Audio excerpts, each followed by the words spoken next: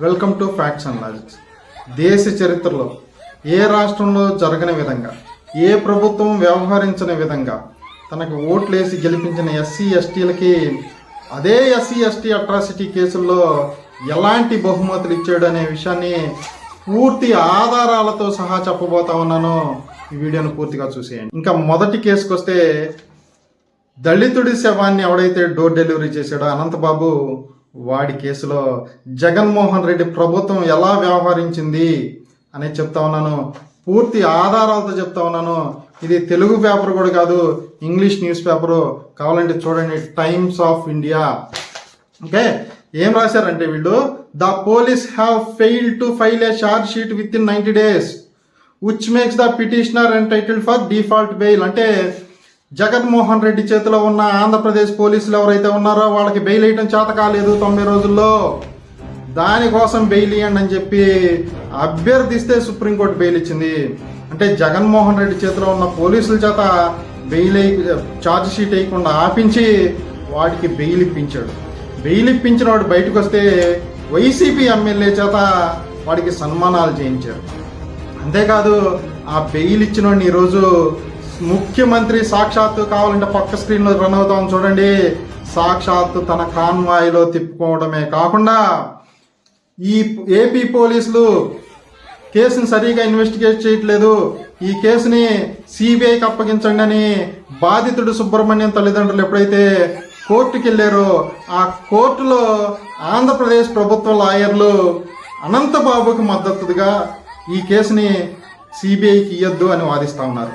అంటే బెయిల్ ఇప్పించింది జగన్మోహన్ రెడ్డి, వాడికి సన్మానాలు చేయించింది జగన్మోహన్ రెడ్డి, వాడికి ఊరేగింపించి చేయించింది జగన్మోహన్ రెడ్డి, వాడిని తన కాన్వాయ్లో తిప్పుకుంది జగన్మోహన్ రెడ్డి, చివరికి వాడి కేసుని సిబిఐకి వేయకుండా అడ్డుకుంది కూడా జగన్మోహన్ రెడ్డి.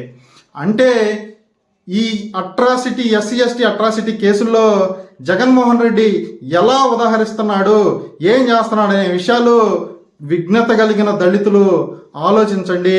ఇంకా రెండో కేసుకి వెళ్తే, అమలాపురం అల్లర్ల కేసుని ఉపసంహరణ.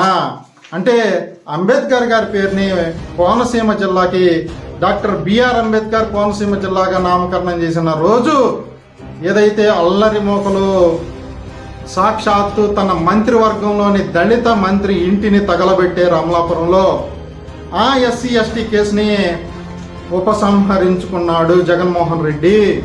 ఈ దేశంలో ఎక్కడైనా ఎస్సీ ఎస్టీ అట్రాసిటీ కేసుల్ని ప్రభుత్వం ఉపసంహరించుకున్న దాఖలాలు దేశ చరిత్రలో ఎప్పుడైనా ఉండయా? మొదటిసారి జగన్మోహన్ రెడ్డి ఎందుకు ఇలా చేస్తా ఉన్నాడు? తనకు ఓట్లేయించి గెలిపించిన దళితులంటే జగన్మోహన్ రెడ్డికి ఎంత చిన్న చూపో ఈ రెండు కేసుల్ని చూస్తే అర్థమవుతా ఉంది. ఇవే కాకుండా పోలీస్ స్టేషన్లో దళిత పిల్లల్ని కూర్చోబెట్టి పోలీసులు సాక్షిగా గుండు కొట్టిస్తే సాక్షాత్తు రాష్ట్రపతి చర్యలు తీసుకోమన్నా కూడా జగన్మోహన్ రెడ్డి ప్రభుత్వం చర్యలు తీసుకోలేదు. అంతేకాదు, ఏదైతే కేవలం మాస్క్ అడిగాడో దళిత డాక్టరు, అతనికి పిచ్చెక్కించి రోడ్డు మీద పోలీసులు కొట్టినా కూడా ఈ దళిత సమాజంలోని వైసీపీలోని దళితులు ఎందుకు మీరు ఇంకా జగన్మోహన్ రెడ్డికే మద్దతుగా ఉన్నారు? మన బిడ్డ కిరణ్ కుమార్ రెడ్డిని పోలీసులు మాస్క్ పెట్టుకోలేదని కొట్టి చంపి కనీసం కడచూపు కూడా శవాన్ని ఇవ్వకపోతే సిగ్గు లేకుండా ఈ వైసీపీ నాయకులు చెక్కులు మోసుకెళ్లారు. నిజమా కదా? కాబట్టి నేను దళిత సమాజాన్ని అడుగుతా ఉన్నాను, ఎస్సీ ఎస్టీ అట్రాసిటీ కేసులకే దిక్కు లేకపోతే ఇంకా జగన్మోహన్ రెడ్డి పాలనలో దళితులకు రక్షణ ఎక్కడుంది? మన మానభంగాలకి మాన ప్రాణాలకి రక్షణ ఎక్కడ ఉంది? మీరు ఆలోచించండి. ఒక్కసారి జగన్మోహన్ రెడ్డికి తెలిసో తెలియకో సానుభూతితో ఓట్లేశారు. కడుపుకు అన్నం తినే దళితుడు ఎవడో కూడా ఇంకోసారి జగన్మోహన్ రెడ్డికి ఓట్లేయొద్దని సవినయంగా మనవి చేసుకుంటా ఉన్నాను.